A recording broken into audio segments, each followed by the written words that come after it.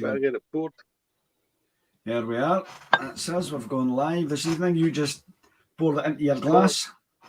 Caught in the act. Yep. Yes. There you go. It's been a wee while since we did a dram together because of the holiday period and whatever else. So it's right. It's good to get back and enjoy a dram. I know. So it's not to say that we've not had a few drams over the period. Just we've not had any drams together. We've not had any drams together. I'm sure you've had some. Well, you were away. I certainly did when I was over in France visiting my brother. Had some nice drams when we were there. I had an old Pulteney 13-year-old, which obviously must be done for the export market because I've never seen it anywhere else. So I got that on the way through duty free heading out to France to see him. So it was lovely. Enjoyed that. And yourself, have you had any drams yourself? Well, we didn't quite get through the whole thing, no. I thought I better leave him some before. It wouldn't have been very nice to buy him all that and then no drink and then drink it all. I suppose. I've had a few hats, but there's nothing. I've not had anything new or different. Just the same old stuff out of the cupboard. Yeah. But there's plenty to choose from. So. Yes, most definitely. So tonight we've got. Oh, you can't see that. That's because, wait a minute, that's because I've got, wait, I change my settings here. I'll go in here. Hopefully there'll no change too much if I go in here and go to my virtual background. Take off the blur. Shut that down. That'll make a difference. No way to read it. It's the Johnnie Walker Gold Reserve. Yes. So I'll just sit that down to the side of us. We've had a few Johnnie Walkers before. So this is the first time we've had a Gold Reserve, though. We have, aye. We certainly, that wee visit to Edinburgh was quite inspirational, wasn't it? I mean, it really was, aye. Yep. Yeah, very informative. Yes, we did. About ourselves, but also about Johnnie Walkers. Yes, it did. It did. But then I suppose we discovered that many of the blends that go into Johnnie Walker, we actually personally like as single malts. That's right. So like the Kleinlish, the Cardew, we both enjoy.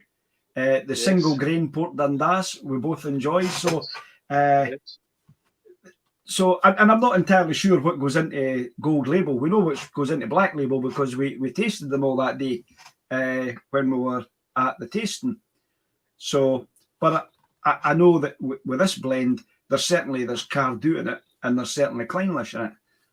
There's a single grain, but it doesn't tell me what that is. So, I'm sure we're going to enjoy it. So, it sounds like a good start with those. In the blend. Yeah. So, do you have any idea how old it is then? No, none at all. There's nothing on it at all. It doesn't say what age any of the blends are that's in it. Mm-hmm. If I remember rightly, the Kleinlish that was in the 12. The Black Label was a 14-year-old. 14, that's right. And the Cardew, I think, was a 10-year-old. Mm-hmm. So, but that's not to say that those are what's in this here. There's nothing on it at all that mentions any age. So, on the box, tells me it's Kleinlish. There's also a Blair Athol in it, and some classic Speyside malts, one of which is a Cardew, obviously. Alongside these are smoky malt whiskies, so I'll be interested to see if we get any smoke when we nose this from the Scottish Islands, and a creamy lowland grain whiskies, including the Cameron Bridge, it says, creating a beautifully balanced luxury blend. Now, I thought Cameron Bridge was part of the Diageo, which it would be, because I think Johnnie Walker's part of Diageo now as well. So right, come on, tell me how strong this is then. No. Did you tell me this? I was just looking for it. I just couldn't see it. It was in such small print. It's 40%. It was just that small. I couldn't see it. Keep my secret. And that's me with my glasses on as well. So, shall we have a wee nose at this? We certainly should. Because we've let that sit in your glass here and just breathe for a wee bit before we've had a wee dram. So, here we go. Look, it's fine. Oh.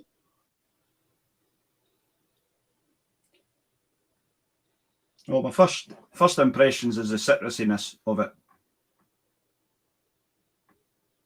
Good, yeah. And then comes those, like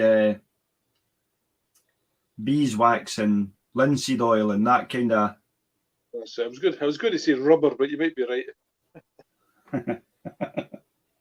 I was going to talk about blowing up that lilo yet again. No, it's not. I think it's quite as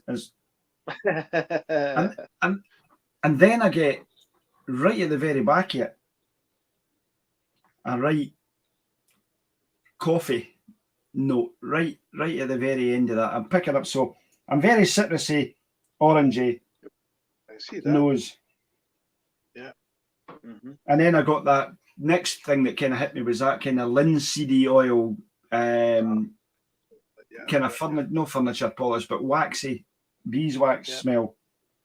Yeah. And then all of a sudden there was a coffee note that came at the back of it. It's actually very fresh, Clark. The more I nose it, the fresher it becomes. I'm really getting that green apple and gooseberry and all that kind of stuff at the back of it, and it's really quite. You're on form tonight, I'll tell you.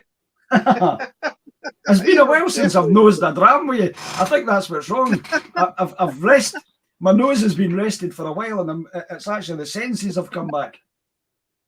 You're doing My well. sense hasn't come back. I'm still as daft as I ever was, but.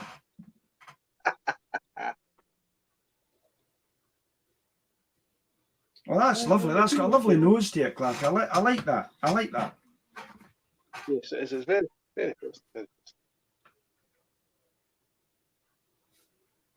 I can't add anything to it. I think you've said just about everything that you possibly smell in that dram. I just love that. I love the nose of that. It is nice, aye. There's only one more that I would add to it. I'm sorry. That mead, the honey meady smell. Really, that sweet. The kind of honeyness of it was the first thing that I smelled actually when I put my nose was. It's like sticking your nose in a box of Popo Pops.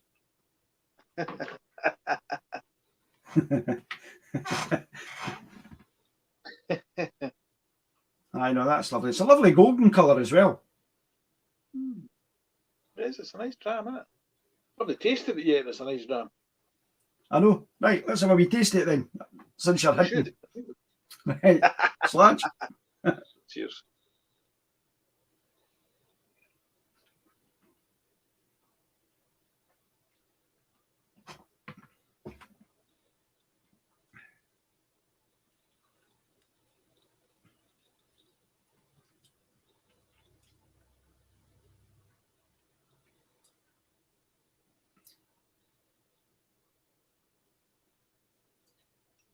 Getting more of a finish rather than a palate at the moment. Yeah, it's kind of creamy on your palate. It's very. I think that's the thing. It's that oily creaminess on your palate kind of masks everything else. To be honest, it does. It does. But it leaves that spiciness. The thing that I would note from what it said on the box, I'm not getting any smokiness in this anywhere. No.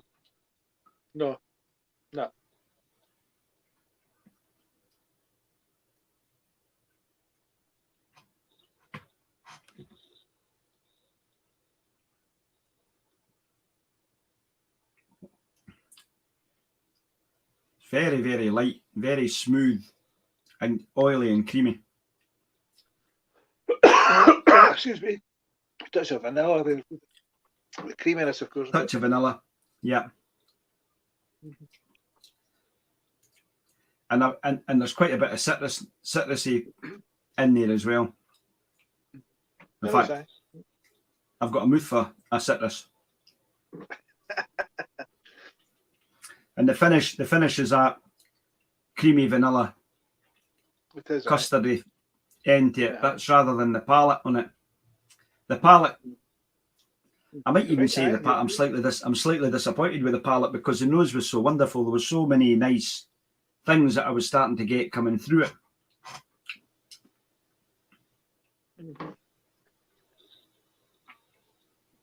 I know what you're saying, but there's nothing objectionable about it at all. No, nice. Nothing offensive or anything in it. It's a lovely dram. It's got a nice wee warmth just in the back of your throat. Nice wee tingliness to it. And I'm wondering if that's where that wee bit of smokiness. There's a wee bit. I'm getting a wee bit of that smoky peatiness on my palate, right at the very back of my tongue, on the finish of it. On the finish of it. Yeah. Aye, the more it kind of sits, it's got that lovely chilly heat in it. It has. Yes, it has. I do like that. I love a warmth of a dram. Me too. Yeah.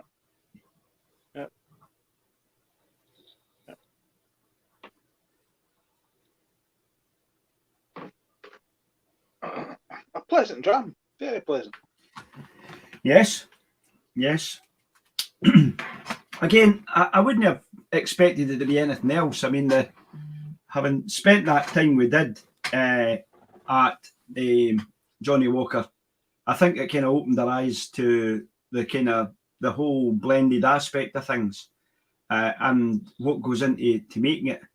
You know, and these master blenders are fantastic at what they choose from, you know, around the place. So I wonder if, you know, because they're talking about, I mean, Diageo own this, don't they? They own Johnnie Walker now. Yeah, sure. They do, yeah. And I'm wondering, you know, when it comes to that kind of smokiness, what they've got in there, maybe like a Colila or something like that. But very, very. I always think when you add one of those island malts, peaty malts into any whiskey, it destroys everything else. You know, you normally end up with a mouth of peat. Yeah. Doesn't matter what you do to it. I mean, I know when I put my Infinity dram together, I would never consider putting a peated malt into my Infinity dram because it would ruin the rest of it. So I've got one with peated malts and I've got one with with just ordinary malts and grains and whatever. So that makes a difference, I think, to us. But I'm not really getting anything that would destroy it. No, that's right. The smokiness about it is very, very light, very subtle. Yeah, I can actually smell a wee bit of smoke now, which I couldn't do before. Can you? Yeah, I couldn't smell anything even remotely smoky about it, but now that I've tasted it, I'm more maybe getting that like I said, that linseedy oily thing. I'm wondering if that's maybe a wee bit of phenol in the background that gives you that smoke, maybe that thing with a smoke, but it's good. It is good. I can definitely smell a wee bit of smoke now. So how did we score it, Clark? Have you put any numbers on the boards? No. All right. I've done mine. I did a quick totting up there as I was going through it. Excuse me.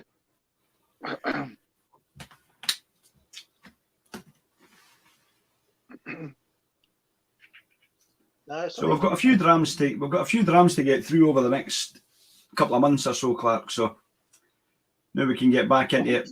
Most of the holiday periods over. So yeah, got a couple of more days planned away, but nothing that should affect us having a dram and a tasting. I hope not. We've been quite enjoying this. I think I'm scoring this not bad. I brought back a bottle of Ballaway's 20-year-old cognac when I come back, and I'd like to have shared it with you, but I've none left.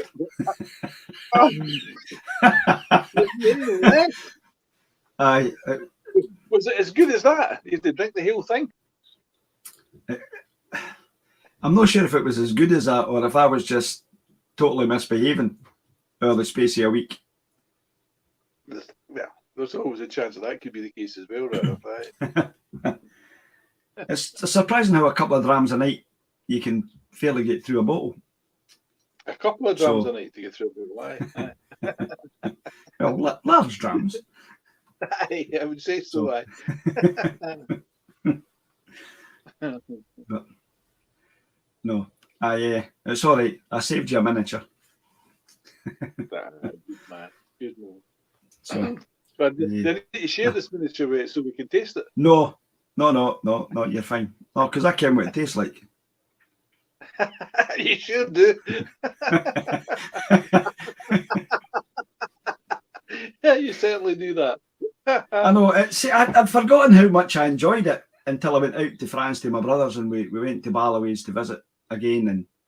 And Jean Ballaway is he's just a brilliant guy, you know, for the age that he is. I mean, his wee still and distillery that he's got is well over 200 years old. I mean, his great grandfather started the business all these years ago, and it's seen itself through the World War and everything. You know, it's an amazing place. There's a gun tower actually built into the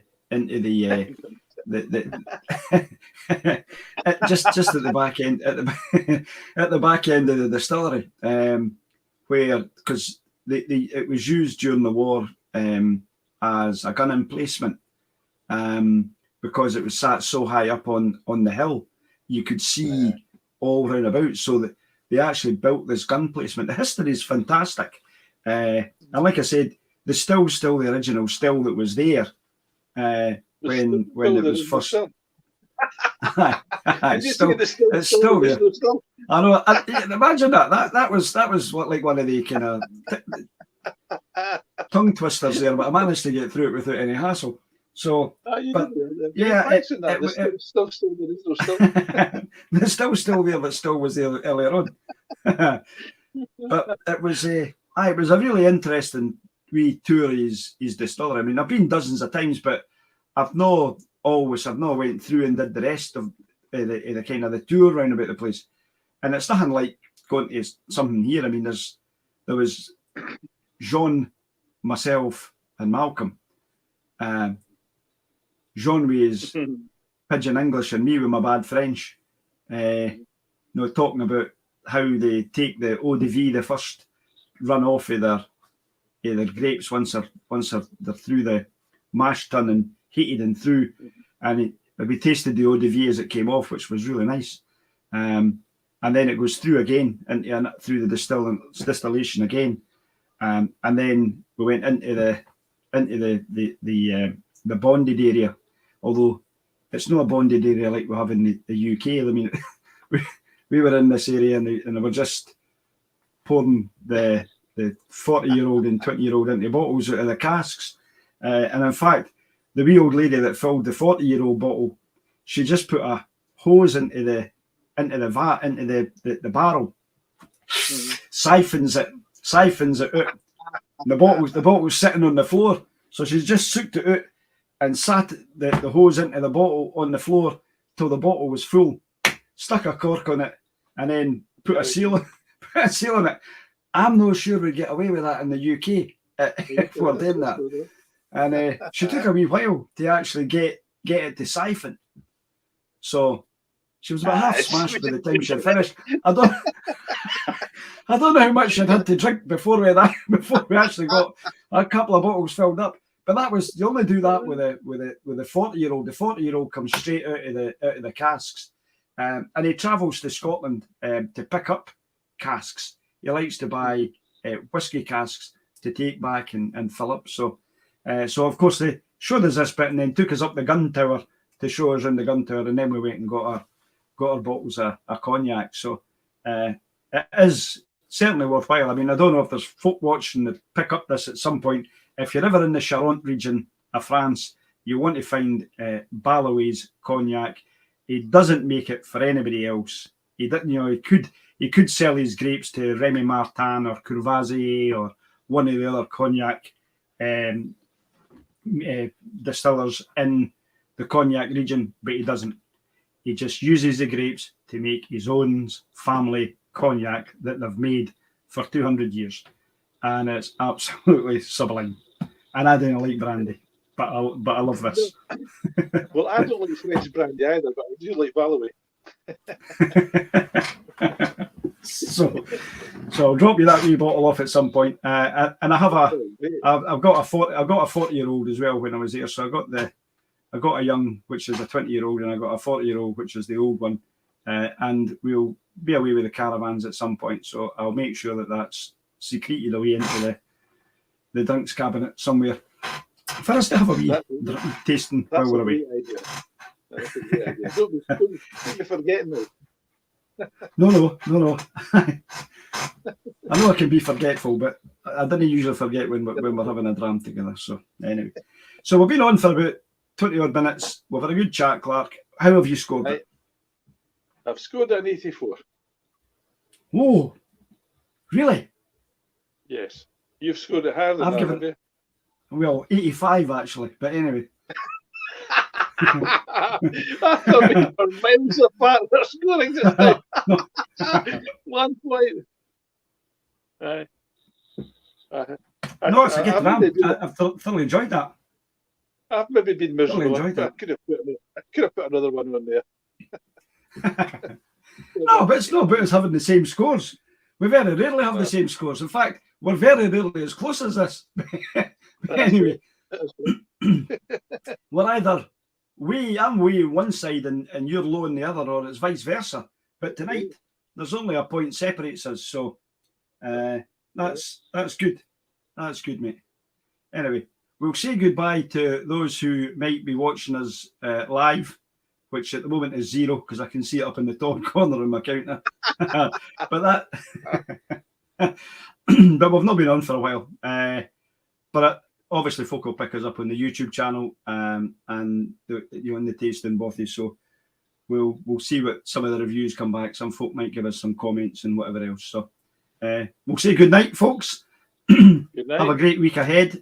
We've had a good time tonight sharing this dram together, and we'll catch you up at some point in the future when Clark and I are back in the Tasting Bothy. Good night now. Good night.